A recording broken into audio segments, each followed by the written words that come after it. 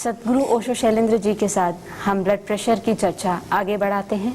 ये सिलसिला कंटिन्यू करते हैं।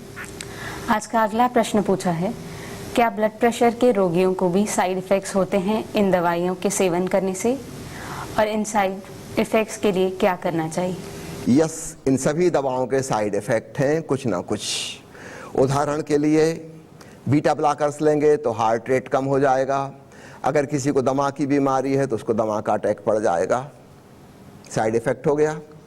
डायूरेटिक लेंगे, डिहाइड्रेशन हो जाएगा, पानी की कमी हो जाएगी, पोटेशियम की कमी हो जाएगी, जिसके बड़े दुष्प्रभाव पड़ेंगे। सोडियम पोटेशियम दोनों की कमी हो जाएगी, पानी की कमी हो जाएगी।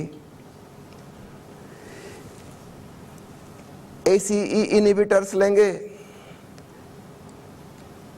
उसमें एक खास बीमारी होती है, ड्राई इरिटेटिंग कफ, बिल्कुल सूखी चिड़चिड़ी खांसी जो बंद ही नहीं होती, किसी दवाई से बंद नहीं होती, क्योंकि वो खांसी वास्तव में किसी ब्रोंकाइटिस या गले की खराबी से नहीं है, वो साइड इफेक्ट है ACE इनहिबिटर का। जब तक वो गोली खाते रहेंगे ये चिड़चिड़ी खांसी चलती ही रहेगी, दिन रात खांसते रहेंगे, वो दवाई बंद करनी ही पड़ेगी क्योंकि ये साइड इफेक्ट भुगता नहीं जा सकता। तो इस प्रकार सभी दवाइयों में कुछ ना कुछ साइड इफेक्ट हैं। मैंने अभी सर्पगंधिका का रिजर्पिन का वर्णन किया। इसको लेने से डिप्रेशन हो जाता है, 6-8 महीने से ज़्यादा खा लो मन उदास रहने लगता है। अब हमें देखना पड़ेगा कि ब्लड प्रेशर ठीक करें कि डिप्रेशन वाली समस्या को भुगते हैं, दवाई चेंज करनी पड़ेगी। ठीक इसी प्रकार सभी दवाइयों में कुछ ना कुछ साइड इफेक्ट हैं। बीटा ब्लॉकर हार्ट रेट को इतना कम कर सकते हैं कि हार्ट ब्लॉक पैदा हो जाए, 60 से भी कम पल्स रेट हो जाए। तो सभी दवाइयों के दुष्प्रभाव हैं, और जब भी आपको कुछ लगे कि कुछ गड़बड़ हो रही है, कृपया अपने डॉक्टर के पास तुरंत जाइए, उनको बताइए कि मुझे ऐसा ऐसा हो रहा है। हो सकता है वे आपकी दवाई का डोज बदलें अथवा दवाई ही बदलें या नए कॉम्बिनेशन में दें। आज का अगला प्रश्न पूछती हैं, मेरे पिताजी को कुछ समय पहले ही ब्लड प्रेशर की बीमारी हुई है। मैं ये जानना चाहती हूँ कि कब तक इनकी दवाइयों का सेवन करना चाहिए और कब जाकर ये दवाइयाँ छोड़ी जा सकती हैं? सुन के आप दुखी होंगे, जब तक जिंदा हैं तब तक 99% केसेस में, मैंने जैसा अपना उदाहरण दिया, ऐसे करीब करीब 1% केसेस होंगे जिनको सेकेंडरी हाइपरटेंशन था और उसका इलाज करने के बाद आहार नियंत्रण के पश्चात, वजन नियंत्रण के पश्चात, मेरा वजन सन 94 में 94 किलो था, आज मुझसे 25 किलो कम हूँ, तब जाके ब्लड प्रेशर की दवाई छूटी है और डायबिटीज़ की दवाइयाँ कम हुई हैं, इंसुलिन का इंजेक्शन बंद हुआ है और केवल गोलियों से कंट्रोल हूँ। ऐसा सभी लोग नहीं कर पाते, तो करीब करीब 1% लोग ही ऐसे हैं जो ब्लड प्रेशर की दवाइयाँ कभी छोड़ पाएंगे, उनका नॉर्मल रह पाएगा। 99% केसेस में जिंदगी भर दवाई लेनी ही पड़ेगी। आज का अगला प्रश्न है, क्या ब्लड प्रेशर की दवाइयों का उपयोग अन्य बीमारियों में भी किया जा सकता है? हाँ, ये जो ब्लड प्रेशर की दवाइयाँ हैं इनके अन्य उपयोग भी हैं। समझो किसी का हार्ट रेट बहुत तेज है, धड़कन तेजी से होती रहती है, 110 प्रति मिनट की गति से उसका हृदय धड़क रहा है। नेचुरली इसको कम करने के लिए हम बीटा ब्लॉकर्स दे सकते हैं जो कि हृदय की गति को धीमा करके नॉर्मल पे ले आएंगे। ठीक इसी प्रकार ACE इनहिबिटर रेमिप्रिल का मैंने नाम लिया, ये हृदय की पंपिंग क्षमता को बढ़ाती है। तो जिसको ब्लड प्रेशर नहीं भी है किंतु हार्ट फेल्यूर है, उसको हम ACE इनहिबिटर्स दे सकते हैं, तब उसके हृदय की पंपिंग क्षमता बढ़ जाएगी और हार्ट फेल्यूर ठीक हो जाएगा। एक और उदाहरण इसी दवाई का, डायबिटीज़ के मरीज को जिसको ब्लड प्रेशर नहीं भी है, अगर उसको भी रेमिप्रिल दी जाए तो भविष्य में उसकी किडनी डैमेज होने से बच जाएगी। ये प्रिवेंटिव रोल में भी काम आ सकती है। बीटा ब्लॉकर्स में प्रोप्रेनोलॉल मन को शांत करती है, तो कोई लोग बेचैन हैं, परेशान रहते हैं, नर्वस ब्रेकडाउन जिनका हो जाता है। मैं कभी फिल्मी आर्केस्ट्रा चलाया करता था और बड़ी मुश्किल होती थी आर्केस्ट्रा का संचालक होने के नाते। अगर 20-25 कलाकार हैं आर्केस्ट्रा में तो समझो कि 5-7 तो ऐसे होंगे बिल्कुल नर्वस। जब घर में रिहर्सल चल रही थी तब तो बहुत अच्छा गा रहे थे, और जहां मंच पे पहुंचे उन्होंने देखा 5000 लोगों की भीड़, उनके पैर कांपने लगे, हृदय की धड़कन तेज हो गई, बीपी बढ़ गया, नर्वस हो गए और गाने ही भूल गए। गलत सुर लग गया। क्या हुआ? वो मैंने जो कहा था ना, शेर दहाड़ेगा तो जंगल में क्या होगा, वही इनको हो गया। एड्रेनालिन हार्मोन सिक्रीशन हो गया। अगर इनको आधा घंटा पहले मंच पे जाने के प्रोप्रानोलॉल 10 मिलीग्राम की गोली खिला दी जाए तो ये सब कुछ नहीं होगा। वो बीटा ब्लॉकर है, वो एड्रेनालिन को ब्लॉक कर देगी और तभी बड़ी शांति से आत्मविश्वास पूर्वक अपना गीत गा के ऑर्केस्ट्रा में आ जाएंगे सफलतापूर्वक। तो इन सभी दवाओं के अन्य उपयोग भी हैं। आज का अगला प्रश्न है, रक्तवासाएं कितने प्रकार की होती हैं?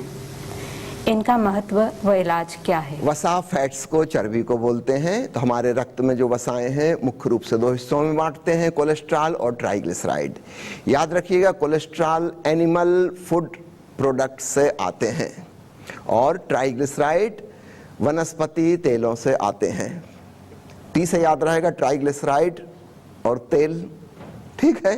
तो जिनके ट्राइग्लिसराइड्स बढ़े हुए हैं वे कृपया तेलों की मात्रा कम करें भोजन में, और जिनका कोलेस्ट्रॉल बढ़ा हुआ है वे मांसाहारी खाना छोड़ के शाकाहारी खाना अपनाएं। और याद रखिएगा, मिल्क एंड मिल्क प्रोडक्ट शाकाहार नहीं है, वो भी एनिमल प्रोडक्ट्स हैं और उनसे भी कोलेस्ट्रॉल बढ़ता है, घी से भी और मक्खन से भी। कोलेस्ट्रॉल को नापने के जो उपाय हैं लैब टेस्ट में लिखा आएगा, टोटल कोलेस्ट्रॉल, और फिर उसके खंड खंड करके आएंगे HDL यानी high density lipoprotein, LDL low density lipoprotein और VLDL very low density lipoprotein. तो टोटल कोलेस्ट्रॉल 200 से कम होना चाहिए, HDL 40 से ज़्यादा होना चाहिए। ये अच्छा वाला कोलेस्ट्रॉल है, ये जितना ज़्यादा होगा हार्ट अटैक की और पैरालिसिस की संभावना उतनी कम होगी। HDL ज़्यादा होना चाहिए, याद रखिए, अगर 60 से ऊपर है तब हार्ट अटैक की संभावना करीब करीब निल है, 40 से कम है तो खतरे की स्थिति में है। LDL और VLDL खतरनाक बुरे कोलेस्ट्रॉल हैं, ये जितने ज़्यादा होंगे उतना ही ब्लड प्रेशर ज़्यादा होगा और हार्ट, किडनी, आँख इन सब का डैमेज भी होगा। तो टोटल कोलेस्ट्रॉल 200 से कम हो, HDL 40 से ऊपर हो, LDL 100 से कम हो,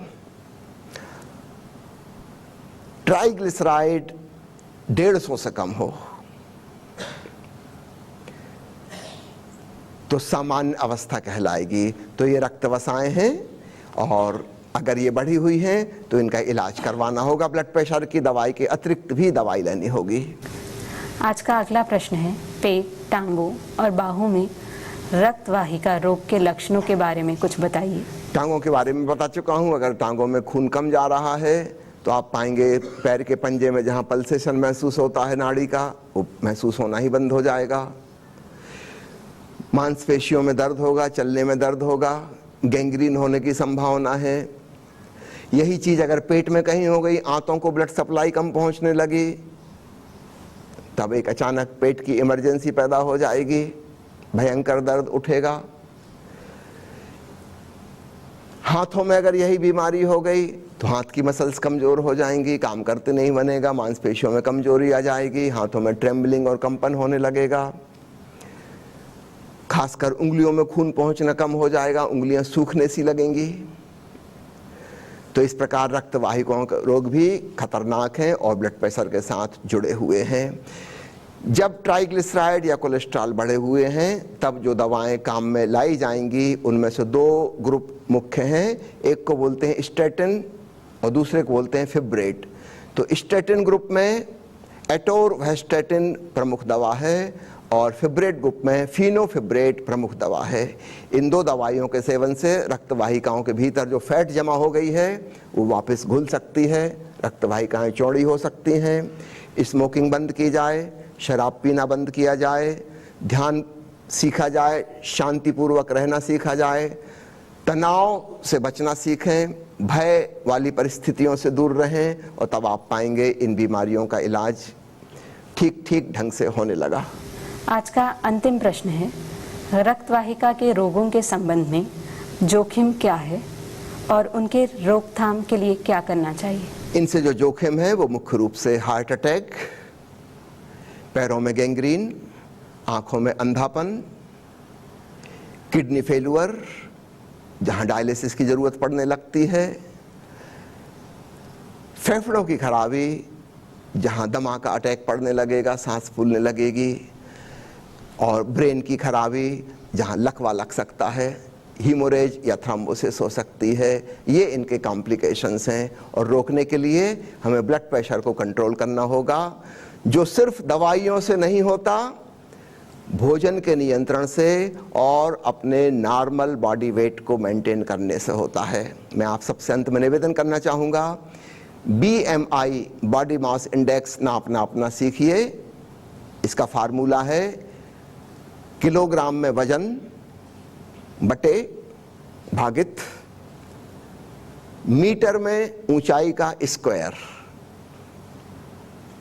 अगर ये फार्मूला समझ में नहीं आया तो दोबारा दूसरे ढंग से कह देता हूं। समझो आपका वजन है 80 किलो और आपकी ऊंचाई है 1 मीटर 70 सेंटीमीटर, तो मीटर में इसको कहेंगे 1.7। तो फार्मूला क्या बनेगा? BMI बराबर 80 भागित 1.7 अगेन भागित 1.7। कैलकुलेटर से निकालेंगे, बड़ी आसानी से निकल आएगा। अगर यह अंक 23 आता है या इससे कम आता है तो आपका BMI नॉर्मल है, आपको हार्ट अटैक की या लकवा लगने की या अंधे होने की या किडनी फेल्योर की संभावना बहुत कम है। अगर ये 24 की तरफ जाने लगा, इसका मतलब आप मोटापे की ओर अग्रसर हो रहे हैं। सावधान, अगर आप ढाबे या रेस्टोरेंट की तरफ जा रहे थे, कृपया वापस लौट आइए। अगर ये 25 क्रॉस कर गया है तो आप मोटापे की रेंज में आ चुके हैं। आपको अब कुछ करना होगा, अपने भोजन के प्रति जागरूक हों, और ताकि हम न केवल ब्लड प्रेशर से बल्कि मेटाबॉलिक सिंड्रोम के चारों ही रोगों से बच सकें। देखिए, डॉक्टर के पास इतना समय नहीं है कि वो आपको ये सारी बातें 2 मिनट में समझा सके। आप गए, उसने BP नापा, उसने दवाई लिखी और आपको रफा दफा किया। उसकी लंबी क्यू लगी है मरीजों की। आप खुद अपना उत्तरदायित्व लें तो ही ये बीमारियां हम ठीक कर सकेंगे या इनसे रोकथाम कर सकेंगे। जिनको अभी ये बीमारियां, वो ये ना सोचेंगे वो खतरे के बाहर हैं। आप अभी से ही प्रिवेंटिव उपाय अपनाना शुरू करिए। अपना BMI 23 के आसपास मेंटेन करिए। खाने में शाकाहारी हो जाइए। शराब, धूम्रपान, बीड़ी पीना, गुटखा खाना इत्यादि छोड़ दीजिए। नमक की मात्रा खाने में कम करिए। फाइबर्स की मात्रा बढ़ाइए। घी तेल की मात्रा मिनिमम पे ले आइए, और तब आप पाएंगे आप एक सुंदर और स्वस्थ जीवन जी सकेंगे। बहुत बहुत धन्यवाद। हम सभी स्वस्थ होना चाहते हैं, स्वास्थ्यपूर्ण जीवन जीना चाहते हैं, तो इसीलिए आवश्यक है हम जो बीमारियों से आगे खतरा हो सकता है या जिससे हम पीड़ित हैं, उनके बारे में अच्छे से जान लें और उनसे मुक्त होने के उपाय करें।